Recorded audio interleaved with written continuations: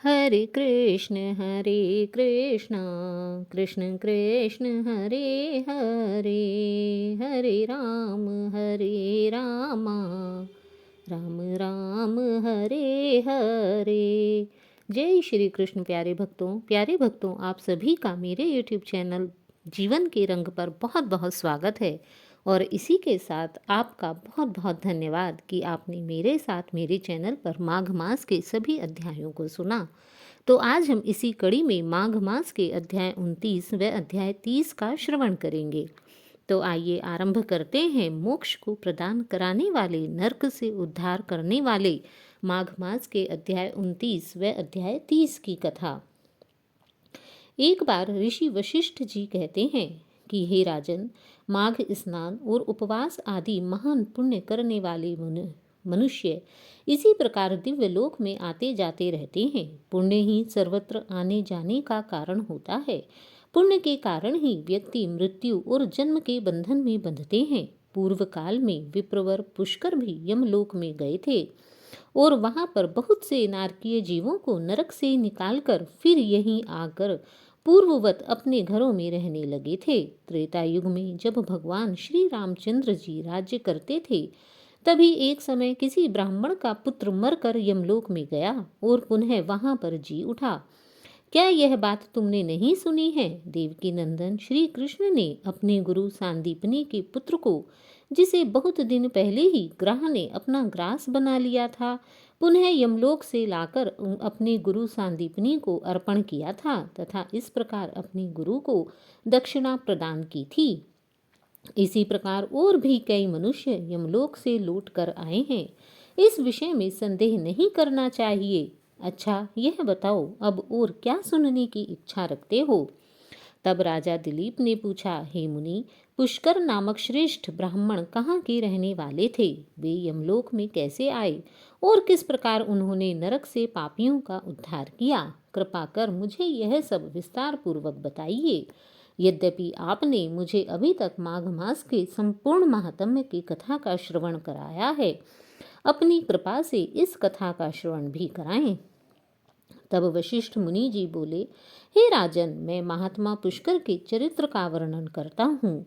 यह चरित्र सभी पापों का नाश करने वाला है, अतः तुम इसे ध्यान पूर्वक सुनो, क्योंकि जो भी व्यक्ति इस चरित्र को सावधान होकर सुनता है, उसके सभी पाप स्वतः ही नष्ट हो जाते हैं। बुद्धिमान पुष्कर नंदी ग्राम के निवासी थे। वे सदा अपने धर्म के अनुष्ठान में लगे रहने वाले तथा शिवजी के परम भक्त थे। पुष्कर सदैव दिन में 3 बार भगवान शिव की आराधना किया करते थे। वे सभी प्राणियों के हितैषी थे, सदैव माघ स्नान और स्वाध्याय में तत्पर रहते तथा समय पर अनन्य भाव से श्री विष्णु की आराधना किया करते थे। महायोगी पुष्कर अपने कुटुंब के साथ रहते तथा नित्य अग्निहोत्र करते थे। हे राजन, वे अप्रमेय थे। वे हरे विष्णु, कृष्ण, दामोदर, अच्युत, गोविंद, अनंत, देवेश्वर इत्यादि रूप से केवल भावना मात्र से ही कीर्तन किया करते थे। हे महामते, देवता का आराधन छोड़कर और किसी काम में उन ब्राह्मण का मन स्वप्न में भी नहीं लगता था। वे दिन रात केवल ब्रह्म में ही लीन होते थे। एक दिन सूर्य नंदन यमराज ने अपने भयंकर दूतों को आज्ञा दी कि जाओ, नंदी ग्राम निवासी पुष्कर नामक ब्राह्मण को यहाँ पकड़ कर लाओ। यह आदेश सुनकर और यमराज को बताए हुए पुष्कर को न पहचान कर वे इन महात्मा पुष्कर को ही यमलोक में पकड़कर ले गए। ब्राह्मण पुष्कर को आते हुए देखकर यमराज मन ही मन भयभीत हो गए तथा अपने आसन से उठकर खड़े हो गए। फिर उन्होंने अपने यमदूतों को फटकारा कि हे यमदूत, यह तुम लोगों ने क्या किया है? मैंने तो तुम्हें दूसरे पुष्कर को लाने के लिए कहा था, किंतु तुम लोग कितने पाप पूर्ण विचार करने वाले हो। भला मैं इन धर्म के ज्ञाता, विशेषतः भगवान विष्णु के भक्त, सदैव माघ स्नान करने वाले और उपवास परायण महात्मा पुरुष को यहाँ अपने समीप कैसे बुला सकता हूँ? क्योंकि जो भी व्यक्ति भगवान विष्णु की आराधना करता है अथवा माघ में स्नान करता है, उसे तो यमलोक में आना भी शोभा नहीं देता। यमलोक उसे छू भी नहीं सकता। इस प्रकार यमराज ने अपने दूतों को फटकारते हुए मुनि को स्वयं अपने आसन पर बिठाया।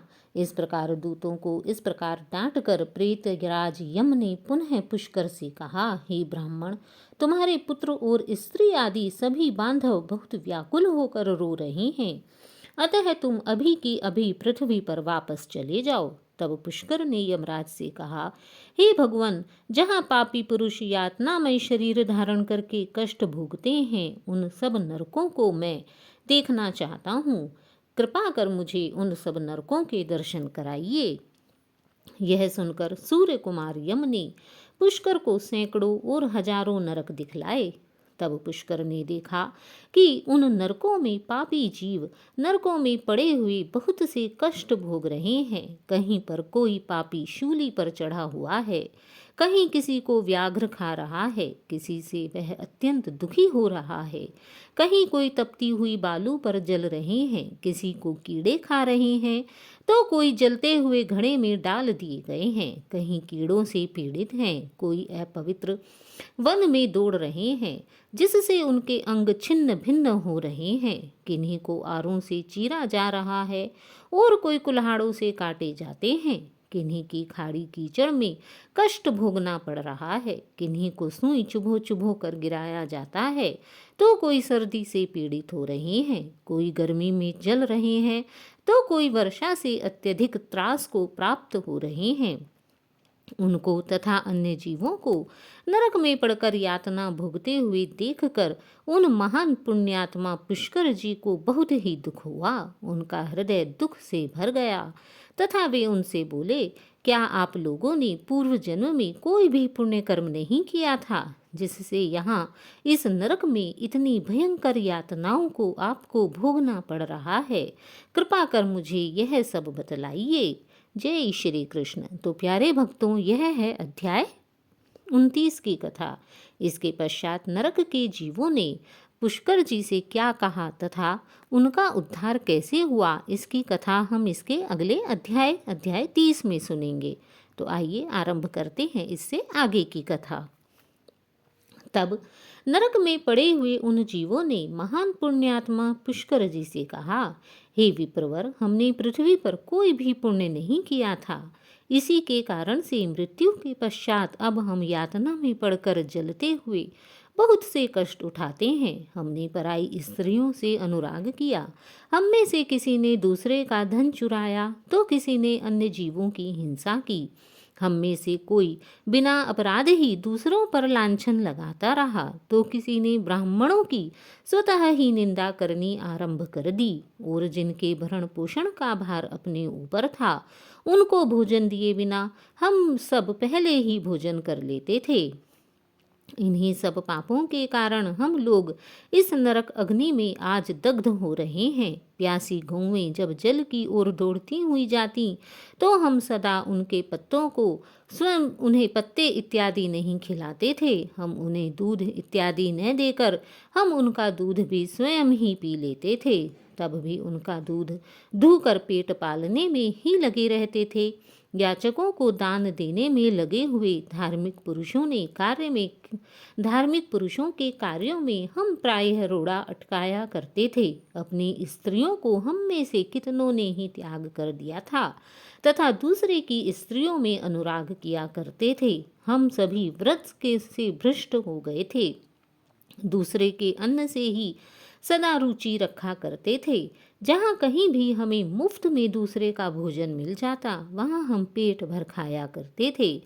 पूर्व पर्वों पर भी हम स्त्रियों के साथ रमण किया करते थे। ब्राह्मणों को दान देने की प्रतिज्ञा करके भी लोभवश हमने कभी उन्हें दान नहीं दिया। हम धरोहरों को हड़प लिया करते थे। हम में से कुछ ने तो अपने मित्रों के साथ बड़ा भारी द्रोह किया था तथा कुछ लोगों ने कचहरी में झूठी गवाही दी थी। इन सब पापों के कारण ही आज हम यहाँ नरक की अनेक यातनाओं को भोग रहे हैं तथा अनेक प्रकार से दग्ध होते हुए दुखी हो रहे हैं। तब पुष्कर जी ने कहा कि क्या आप लोगों ने भगवान जनार्दन का एक बार भी पूजन नहीं किया? इसी से आप ऐसी भयानक दशा को पहुँचे हो। जिन्होंने समस्त लोकों के स्वामी भगवान पुरुषोत्तम का पूजन किया है, उन मनुष्यों का मोक्ष भी हो जाता है। फिर पाप क्षय तो बात ही क्या है। प्रायः आप लोगों ने श्री पुरुषोत्तम के चरणों में मस्तक नहीं झुकाया है, इसी से आपको इस अत्यंत भयंकर नरक की प्राप्ति हुई है।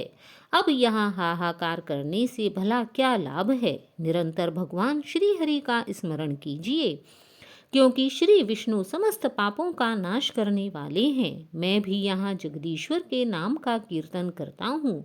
वह नाम निश्चय ही आप सभी का भी कल्याण करेगा।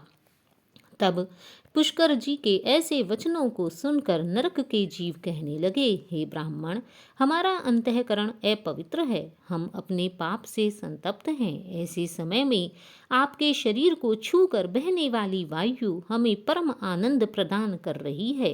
हे धर्मात्मा, आप कुछ देर तक यहाँ ठहरिए। हे धर्मात्मा, आपके यहाँ रहने से हम सबके दुख क्षण भर को नष्ट हो रहे हैं तथा हमें सुख की अनुभूति हो रही है। हे ब्राह्मण, आपके यहाँ रहने से हमें अत्यंत शांति का अनुभव होता है, हमें बड़ा संतोष प्राप्त हो रहा है। अहो, हम पापी जीवों पर आपकी कितनी दया है।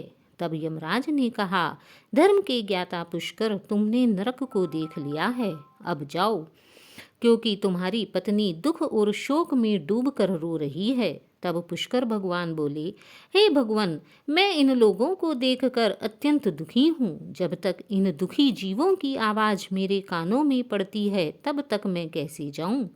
जाने पर भी क्या वहाँ पर मुझे सुख मिलेगा। आपके किंकरों की मार खा खाकर जो आग के ढेर में गिर रहे हैं, उन नारकीय जीवों की यह दिन रात की पुकार सुनिए। कितने ही जीवों के मुख से निकली हुई यह ध्वनि सुनाई देती है, हाय मुझे बचाओ, हाय मेरी रक्षा करो, रक्षा करो। समस्त भूतों के आत्मा और सबके ईश्वर सर्वव्यापी श्री हरि का मैं नित्य आराधना करता हूँ। इस सत्य के प्रभाव से नारकीय जीव तत्काल मुक्त हो जाएं। हे भगवान विष्णु सब में स्थित हैं और सब कुछ भगवान विष्णु में स्थित है। इस सत्य से नारकीय जीवों को तुरंत क्लेश से छुटकारा हो जाए। हे कृष्ण, हे अच्युत, हे जगन्नाथ, हे हरे, हे विष्णु, हे जनार्दन, यहाँ नरक के भीतर यातना में पड़े हुए इन सब जीवों की कृपा करके रक्षा कीजिए। पुष्कर के द्वारा उच्चारित भगवान के नाम सुनकर वहां नरक में पड़े हुए सभी पापी तत्काल उससे छुटकारा पा गए। वे सब बड़ी प्रसन्नता के साथ पुष्कर से बोले, हे ब्राह्मण, हम इस नरक से मुक्त हो गए हैं। इससे संसार में आपकी अनुपम कीर्ति का विस्तार हो। जब यमराज ने भी इस घटना को बड़े विस्मय के साथ देखा, तो वे पुष्कर जी के पास जाकर प्रसन्न चित्त होकर उन्हें वरदान के द्वारा संतुष्ट करने लगे। तब वे बोले, हे धर्मात्मम, तुम पृथ्वी पर जाकर सदा वहीं रहो। तुम्हें और तुम्हारे सुहृदों को मुझसे कोई भी भय नहीं है। जो मनुष्य तुम्हारे महात्म्य का प्रतिदिन स्मरण करेगा, उसे मेरी कृपा से अपमृत्यु का भय नहीं होगा। इस प्रकार तब वशिष्ठ जी कहने लगे कि यमलोक यों कहकर पुष्कर पृथ्वी पर लौट आए और वहाँ पूर्ववत स्वस्थ हो भगवान मधुसूदन जी की पूजा करते हुए पृथ्वी पर ही रहने लगे। हे राजन, मेरे द्वारा कहे गए इस महात्मा पुष्कर के इस महात्म्य को जो कोई भी सुनता है, उसके सभी पापों का नाश हो जाता है। भगवान विष्णु का नाम कीर्तन करने से जिस प्रकार नरक से छुटकारा मिल जाता है, वह प्रसंग मैंने तुम्हें सुना दिया है। आदि पुरुष परमात्मा के नामों की थोड़ी सी भी स्मृति संचित पापों से राशि का तत्काल नाश कर देती है। यह बात प्रत्यक्ष देखी गई है। फिर उन जनार्दन के नामों का भली भांति कीर्तन करने पर उत्तम फल की प्राप्ति होगी। इसके लिए तो कहना ही क्या है। अतः सभी मनुष्यों को अपने जीवन काल में यत्नपूर्वक जनार्दन श्री हरि भगवान विष्णु के नामों का कीर्तन अवश्य ही करना चाहिए। जय श्री कृष्ण। तो यह है अध्याय 30 की कथा। प्यारे भक्तों, हमारे माघ मास महात्म्य के अध्यायों की कथा यहीं पर संपूर्ण होती है। इसके पश्चात माघ मास की पूर्णिमा का उद्यापन हमें कैसे करना है तथा माघ मास पूर्णिमा की कथा कौन सी है, इसको मैं आप मेरी दूसरी वीडियो में सुन सकते हैं, जिसका लिंक मैं अपने डिस्क्रिप्शन चैनल में दे दूंगी। आप वहां से इसे देख सकते हैं। जय श्री कृष्ण। तो आपको यह कथा कैसी लगी? यदि आपको यह अध्याय अच्छे लगे हों तो प्लीज़ वीडियो को लाइक कीजिए, चैनल को सब्सक्राइब कीजिए और हाँ, कमेंट बॉक्स में जय श्री कृष्ण लिखना ना भूलिए। राधे राधे।